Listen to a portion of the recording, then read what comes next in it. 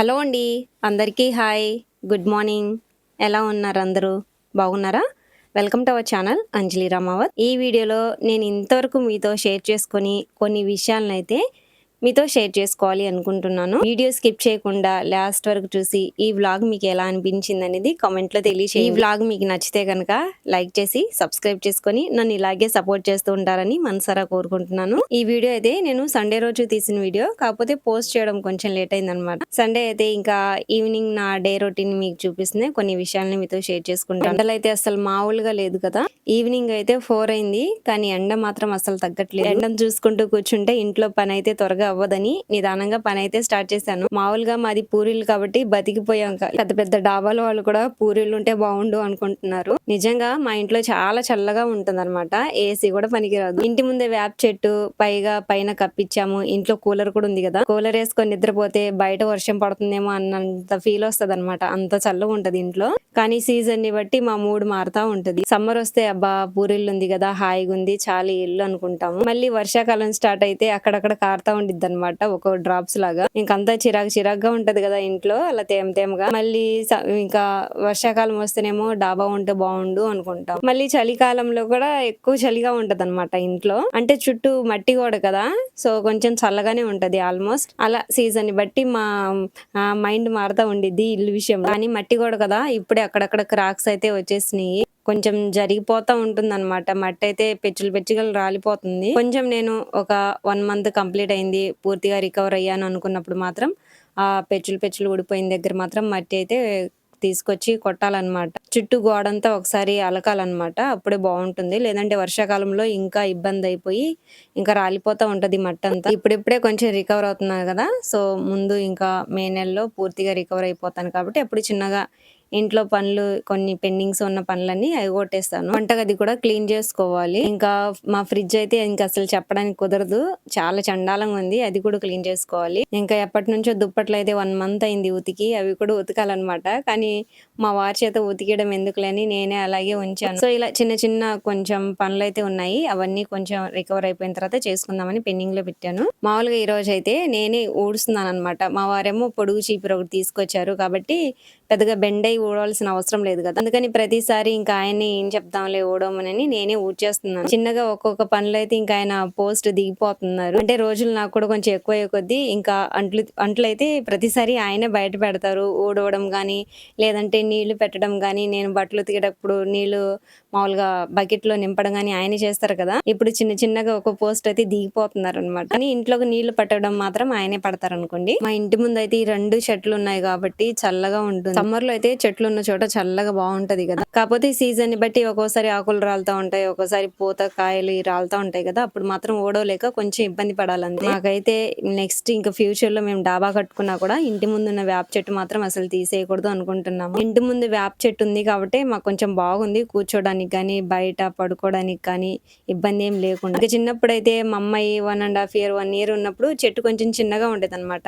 ఇంకా అక్కడే ఉయ్యాలు కూడా వేసేదాన్ని మా అమ్మాయికి. ఇంకా అక్కడే నిద్రపోయేది. కంటే ఎక్కువసేపు మేము ఇంకా చెట్టు కిందే ఉండేవాళ్ళం. ఇంటి ముందు వేప చెట్టు ఉంటే ఎంత బెనిఫిట్స్ కదా. మంచి ఆక్సిజన్ ఇస్తది, కార్బన్ డైఆక్సైడ్ అది తీసుకొని. కానీ నైట్ టైం మాత్రం వేప చెట్టు కింద అసలు పడుకోకూడదు అంటారు. నైట్ టైం అంటే వేప చెట్టు కార్బన్ డైఆక్సైడ్ రిలీజ్ చేస్తుందంట. అది ఎప్పుడో చిన్నప్పుడు చదువుకున్నట్టు. అందుకే మేము బయట పడుకున్నా కూడా చెట్టుకు కొంచెం దూరంలోనే వేసుకుంటాం మంచాలు అయితే. ప్రతిసారి నేను అంట్లో అయితే అటు సైడ్ తోమేదాన్ని కదా, నేను బట్టలు ఉతికే దగ్గర. అటు సైడ్ అయితే 4:35 అవుతున్నా కూడా ఎండ అలాగే ఉంటుంది, నీడ రావట్లేదు. అందుకని అంట్లు తోమే ప్లేస్ అయితే మార్చుకున్నాను. ఈవినింగ్ మాత్రం ఇటు తోముతున్నాను, మార్నింగ్ అయితే అదే ప్లేస్ అనుకోండి. ఇంతవరకు నేను మా చిన్న చెల్లి మాత్రమే మీకు అంటే పరిచయం కదా. మా పెద్ద చెల్లి తమ్ముడిని మీకు ఇంతవరకు పరిచయం చేయలేదు కదా. సండే రోజు అయితే వాళ్ళు వచ్చారనమాట. అంటే మా పెద్ద చెల్లికి ఇంకా సమ్మర్ హాలిడేస్ ఇచ్చారు కదా, సో ఒక 10-15 days ఉండి వెళ్దామని వచ్చింది. ఈవినింగ్ అయితే మా ఇంటికి వస్తానని చెప్పింది. అందుకని ఎర్లీగా పని చేసుకొని కాసేపు తనతో కూర్చొని మాట్లాడవచ్చు కదా అని మామూలుగా పని అయితే కొంచెం ఎర్లీగా స్టార్ట్ చేశాను. ఇంకా మా పెద్ద చెల్లి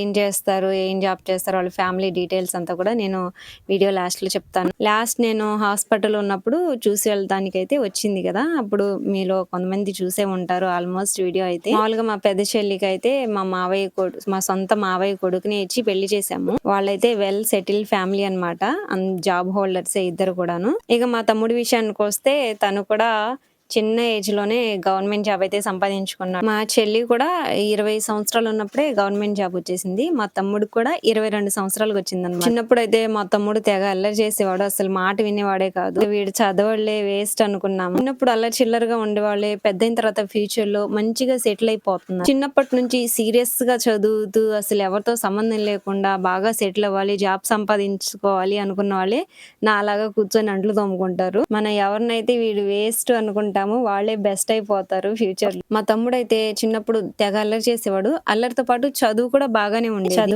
చదువు ఉండేది, అల్లరి కూడా ఉండేది. కాబట్టి తనైతే ఇంకా ఎటువంటి బ్యాడ్ హ్యాబిట్స్ లేకుండా మంచిగా సెటిల్ అయిపోయాడు. మా పేరెంట్స్ అయితే ఫుల్ హ్యాపీ మా తమ్ముడి విషయంలో. నేనైతే ఇంటర్ తర్వాత టీటీసీ రాశాననమాట. టీచింగ్ ఫీల్డ్‌లోకి వెళ్దామని. క్వాలిఫై కూడా అయ్యాను కానీ ఇంటర్ తర్వాత మా ఫ్రెండ్స్ అందరూ బీఫార్మసీ అని అందరూ గుంపులుగా ఒకే కాలేజ్‌లో జాయిన్ అయిపోయారు. అమ్మో! బీఫార్మసీ చదువుతున్నారంట మంచిగా ఫ్యూచర్ ఉంటదిలే అని నేను కూడా ఇంకా వాళ్ళతో పాటే జాయిన్ అయిపోయాను. ఇంకా టీటీసీ రాశాను కదా! క్వాలిఫై కూడా అయ్యింది. ఇంకా అలాగే వదిలేసాను. ఇప్పటికి కూడా మా అమ్మ వాళ్ళు తిడతా ఉంటారనమాట. మంచిగా క్వాలిఫై అయ్యావు. ఆ ఫీల్డ్‌లోకి ఎళ్ళుంటే ఈ పాటికి నువ్వు మంచి పొజిషన్‌లో ఉండేదానివే అంటారనమాట. కానీ ఏం చేద్దాం బీఫార్మసీ చదివిన తర్వాత బాగా సెటిల్ అయిపోవచ్చులే అనుకున్నాను. లాస్ట్‌కి ఇలా సెటిల్ అవుతాను అనుకోలేదు. మా చెల్లికి అంత చిన్న ఏజ్‌లో జాబ్ ఎలా వచ్చిందంటే మా బాబాయ్ అయితే తను గవర్నమెంట్ హిందీ టీచర్ అనమాట. సో మా బాబాయ్ సెటిల్ అయిన తర్వాత ఇంకా మా చెల్లిని కూడా సెటిల్ చేశారు. అంటే ఇలా రాపిచ్చి ప్రాథమిక, మాధ్యమిక అని హిందీలో ఉంటది కదా! హిందీ పండిట్ చేయించి రాపిచ్చారు. సో తనైతే బాగా చదివిద్ది కాబట్టి ఈజీగా వచ్చేసింది. ఎవరైనా సరే ఎప్పుడైనా ఒకళ్ళు ఎదుగుతా ఉన్నప్పుడు మన వెనకాల నుంచి వాళ్ళని ఇబ్బంది పెట్టకూడదు, అసూయ పడకూడదు. మంచివాళ్ళనుకోండి వాళ్ళు ఎదిగిన తర్వాత నలుగురికి దారి చూపిస్తారు. కాబట్టి మనం ఎదిగే వాళ్ళని ఎదగనిద్దాము. ఇక్కడైతే తెగ పిండి కలిపేస్తుంది ఏంటా అనుకుంటున్నారు కదా! మామూలుగా మా చెల్లొస్తుంది కదా! ఇన్‌స్టాంట్‌గా ఏమైనా జిలేబీ చేద్దాం అన్నట్టుగా ఐడియా వచ్చింది. ఇంట్లో మైదా పిండి ఉంది. దానికి కావాల్సిన అన్నీ ఉన్నాయన్నమాట. ఇంకా ఆ రోజు సండే కదా! మా చెల్లోళ్ళు కూడా అంటే మా అమ్మ వాళ్ళు కూడా వాళ్ళు చికెన్ పలావ్ అయితే చేసుకున్నారు. మేము కూడా ఇంట్లో చికెన్ తెచ్చుకున్నాము. వాళ్ళ ఇంట్లో కూడా చికెనే కదా! అందుకని ఇంకా మా చెల్లయితే ఇక్కడ కూడా చికెనే కదా! ఇంక తిననులే అందనమాట. అందుకని తనకు ఏమైనా స్వీట్‌గా ఏమైనా చేసి పెడదాం అన్నట్టుగా జిలేబీ అయితే ట్రై చేస్తున్నాను. ఇంతవరకు నేను అసలు ఎప్పుడు చేయలేదు. ఇదే ఫస్ట్ టైం చేయటం. పిండి కలుపుతూ వస్తదా రాదా అని ప్రాక్టీస్ చేసుకుంటున్నాను ఇప్పుడే. నిజంగా జిలేబీ చేయాలంటే చాలా కష్టం. అంటే పిండి కలపడం కష్టం అనమాట. చేయడం ఈజీయే గానీ, మైదా పిండి కలపడం చాలా కష్టం కదా! త్వరగా అయితే అస్సలు కలపడానికి రావట్లేదు నాకైతే. ఇంత కొంచెం పిండికే నాకైతే చేతులు ఒక చెయ్యి అంటే మన కుడి చెయ్యి అయితే నొప్పొచ్చేసింది. ఆర్మ్ స్ట్రెంత్ బాగా ఉండాలి. అన్నీ ఉన్నాయి గానీ నిమ్మకాయ లేదనమాట. మళ్ళీ మా అమ్మ వాళ్ళ ఇంటికెళ్ళి నిమ్మకాయ ఒకటి తెచ్చుకున్నాను. మామూలుగా ఏం జరిగిందంటే సోడా, ఉప్పు ఒక్కటే ఉంది. అంటే బేకింగ్ సోడా వాడాలి అంటారు కదా! నాకు బేకింగ్ సోడా, ఉప్పు రెండిట్లో ఏది వాడాలి అన్నట్టుగా నేను చాట్‌జీపీటీని అడిగా. అయితే చాట్‌జీపీటీ ఏమని చెప్పిందంటే సోడా, ఉప్పు అస్సలు వాడకూడదు. అందులో ఎక్కువ రసాయనాలుంటాయి. అవి హానికరమైనది. మామూలుగా బట్టలకే వాడతారు. వంటల్లో మాత్రం అస్సలు వాడకూడదని ఆన్సర్ ఇచ్చిందనమాట. ఇంకా నాకు తెలియక సోడా, ఉప్పు తెప్పించుకున్నానే అని మళ్ళీ సోడా, ఉప్పు ప్యాకెట్ అయితే పడేసాను ఇంట్లో ఉంటేను. నెక్స్ట్ రోజు జిలేబీ బాగా పొంగాలి, క్రిస్పీగా రావాలంటే ఏం వాడాలి అన్నట్టుగా మళ్ళీ చాట్‌జీపీటీని అడిగాను. అదేమో మళ్ళీ సోడా, ఉప్పు కొంచెం చిటికెడు యాడ్ చేయాలి. మావి క్రిస్పీగా బావుంటది ఇన్‌స్టాంట్‌గా చేసుకోవాలంటే అన్నట్టుగా చెప్పింది. చూసారా ఎలా జరిగిందో?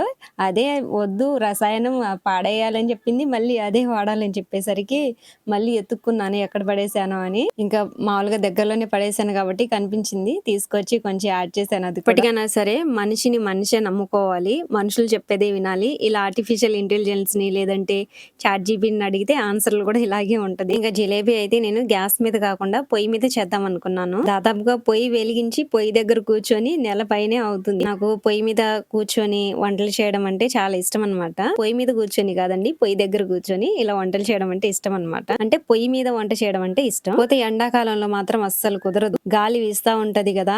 మంట ఒక సైడ్ వెళ్తా ఉండిద్ది. పొగ ఒక సైడ్ వస్తా ఉంటది. ఇంకేడుస్తా చేయాలి వంట ఏదైనా చేయాలంటే. ఇంకా రొట్టెలు అయితే దాదాపుగా నేను మా అమ్మ వాళ్ళ ఇంటి దగ్గర నుంచి మా ఇంటికి వచ్చేసిన దగ్గర నుంచి ప్రతిరోజు రొట్టెలు అయితే చేసుకుంటున్నాను. గ్యాస్ మీదే చేసుకుంటున్నాను. ఇంకా ఈ ప్రాసెస్ ఈ జిలేబీ ప్రాసెస్ అంటే కొంచెం లేట్ ప్రాసెస్ కదా! మళ్ళీ గ్యాస్ అయిపోయిద్ది అనని భయంతో ఇక పొయ్యి దగ్గర కూర్చొని పట్టించి కూడా దాదాపుగా 2 నెలలు అవుతుంది. ఇంకొక 2 నెలల్లో ఒక 3 నెలల్లో వస్తదనుకుంటా. మేమైతే పెద్దగా టిఫిన్ సెక్షన్ లాంటివి ఏం చేసుకోము కాబట్టి అన్నం, కూర, పాలు లేదంటే ఎప్పుడైనా ఒకసారి టిఫిన్స్ చేసుకుంటాం కాబట్టి నాకైతే ఒక 4 నెలలు వస్తదనమాట గ్యాస్ అయితే. ఒక్కోసారి ఎక్కువగా ఏమైనా వండాలి అనుకున్నప్పుడు మాత్రం ఒక 3 నెలలు అలా వస్తది. నాకైతే రకరకాల వంటలు చేసి పెట్టడం అంటే ఇష్టం కానీ మా వారు తీసుకురారనమాట. అంటే ఇయన్నీ యూట్యూబ్‌లో చూసి నేర్చుకోవాలి గదా! నేర్చుకోవాలంటే ఫస్ట్ ఏదో ఒకటి వేస్ట్ అయ్యిద్ది. అందుకే మా వారు ఏది తినాలనుకుంటావో అదే చేసుకొని తిను, కొత్త కొత్త ప్రయోగాలు చేయొద్దని సజెషన్స్ ఇస్తారు. ఈ జిలేబీ అయితే మా ఊర్లో అమ్మడానికని వచ్చారు. ఆయన దగ్గర బాగున్నాయి కానీ పావు కేజీ ₹50 అంట. హాయ్ ఫ్రెండ్స్, అంజలి రమావత్ అయితే మా కోసం జిలేబీలు చేస్తుంది.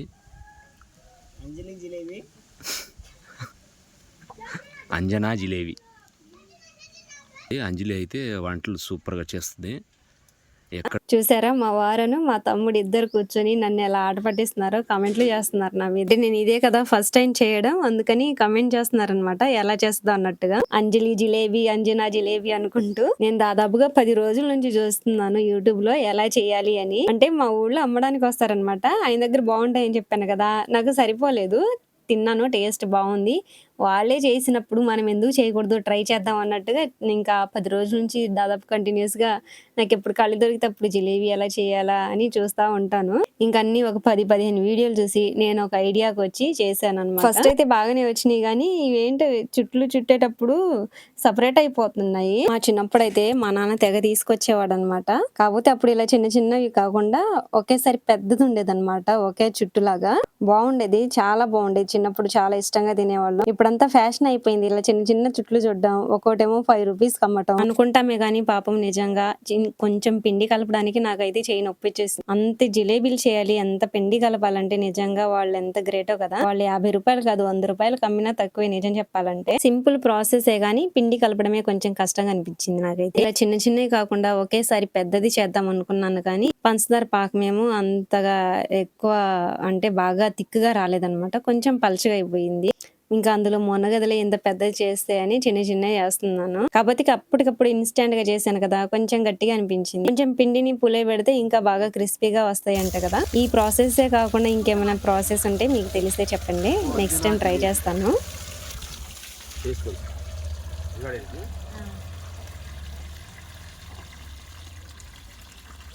ఒరిజినల్ జిలేబీ లాగా ఉంది.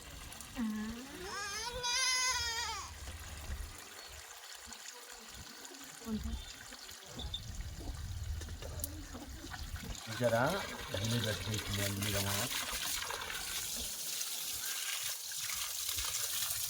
మా వారు చూసారా ఏమంటున్నారో, అచ్చం జిలేబీలాగే ఉన్నాయి అని. వీళ్ళు ఎంకరేజ్ చేయరు ఏమైనా వంటలు చేసేటప్పుడు. అచ్చం జిలేబీలాగే ఉన్నాయి కానీ జిలేబీలు కావు అన్నట్టుగా మాట్లాడతారు. మా తమ్ముడైతే అంజలా జిలేబీ, అంజలి జిలేబీ, జిలేబీ కొట్టి పెట్టేసుకో అన్నట్టుగా కామెంట్లు చేస్తున్నాడు అనమాట. మా తమ్ముడు స్వీట్ ఎక్కువ తింటాడు.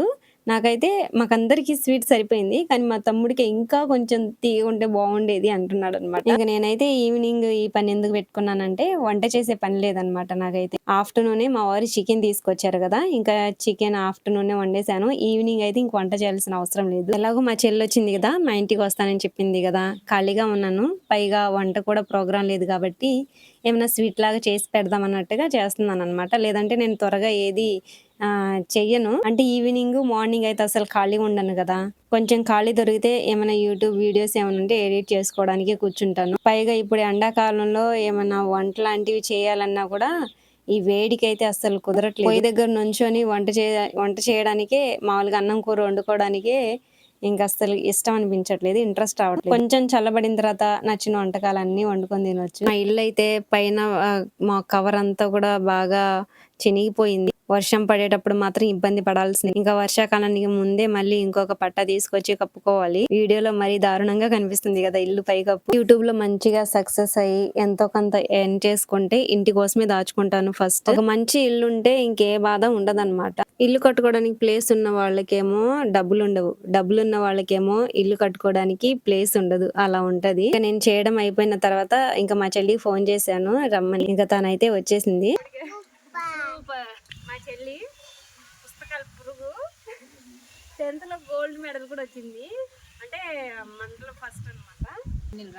పిన్నెల్లి రామకృష్ణారెడ్డి మాచర్ల ఎమ్మెల్యే చేతుల మీదుగా గోల్డ్ మెడల్ కూడా సంపాదించుకుంది. పైగా ఇప్పుడు తనైతే హిందీ టీచర్ అనమాట. వెల్దుర్తి స్కూల్లో జెడ్పీహెచ్ఎస్ వెల్దుర్తి మండలం ఉంది కదా మాచర్ల దగ్గర, అక్కడైతే హిందీ టీచర్ అనమాట. తోనే తనకి 20 సంవత్సరాలు ఉన్నప్పుడే గవర్నమెంట్ జాబ్ అయితే సంపాదించుకుంది. అంటే ఇంటర్ తర్వాత మామూలుగా ప్రాథమిక మాధ్యమిక అని హిందీ ఉంటుంది కదా, సో అది రాసి తర్వాత ఓపెన్ డిగ్రీ చేసింది అనుకోండి. హిందీ పండిట్ చేసింది.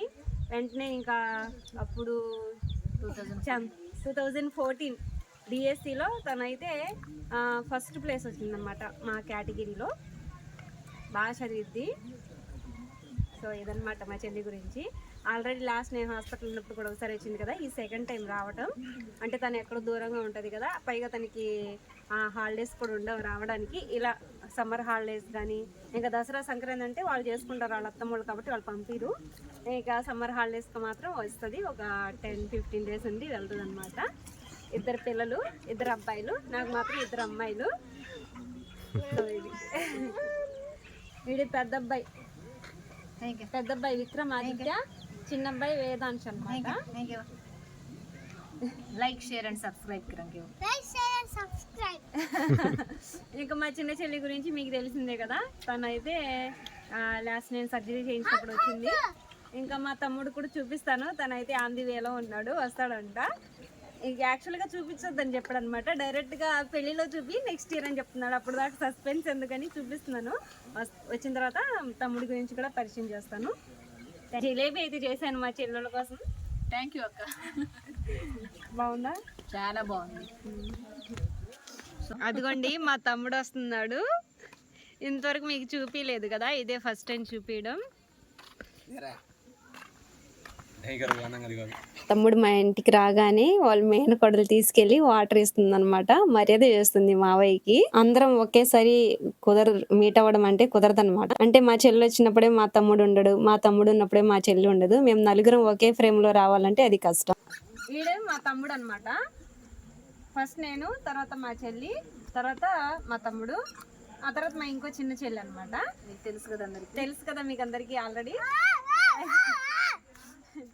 ఇది మా తమ్ముడు అయితే అసలు సూపర్ గా చదువుతాడు అనమాట. వీళ్ళిద్దరు బాగా చదువుతారు, నేను మాత్రం కొంచెం అబోవ్ యావరేజ్. బ్యాడ్ హ్యాబిట్ లేదు, నెంబర్ 1 అసలు. ఎంత మంచోడు అంటే చెప్పడానికి మాటలు కూడా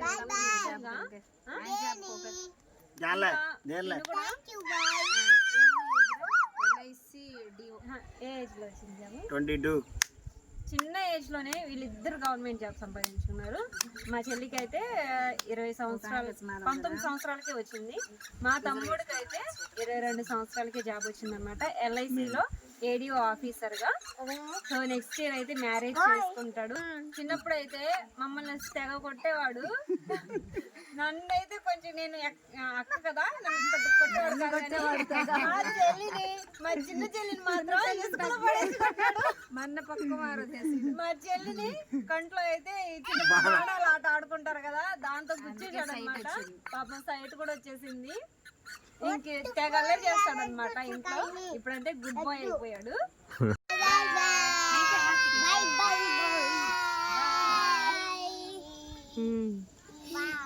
ఇంకా కాసేపు ఉండి మా చెల్లి మా తమ్ముడు అయితే వెళ్ళిపోయారు. మా పెద్దమ్మాయి అయితే అసలు మా దగ్గర ఉండట్లేదు. మా చెల్లి వచ్చిన దగ్గర నుంచి పిల్లలు కూడా ఉన్నారు కదా, ఇంకా అక్కడే ఉంటుంది, ఇంకా అక్కడే తింటుంది, పడుకుంటుంది. రామ్మ ఇంటికి వెళ్దామంటే మీ ఇంటికి నేను రాను, ఇక్కడే ఉంటాను అంటుంది అనమాట.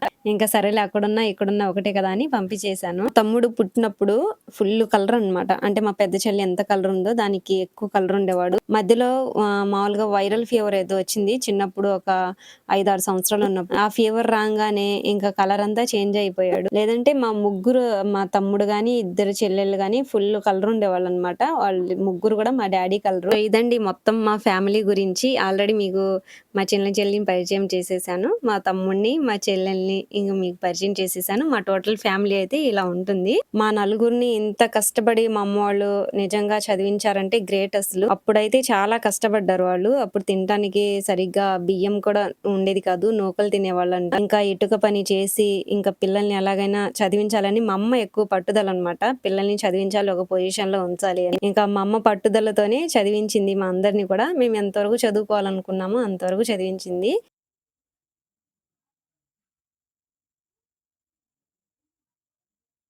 నేను కూడా ఇప్పుడిప్పుడే కొంచెం సెటిల్ అవుతున్నాను.